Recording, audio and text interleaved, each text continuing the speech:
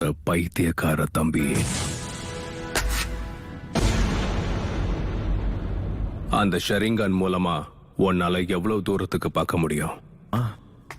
இப்ப என் கண்ணுக்கு என்ன தெரியுதுன்னா, இத்தாச்சி நீ செத்து விழுந்து கிடக்கிறது. என்னோட சாவ பாத்தியா? அப்ப சரி, அப்படியே முயற்சி பண்ண.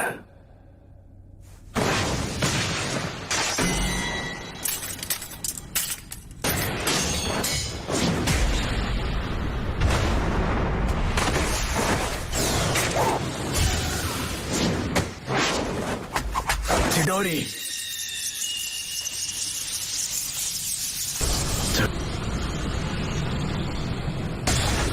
நீ இப்போ ரொம்பவே பலசாலி ஆயிட்ட.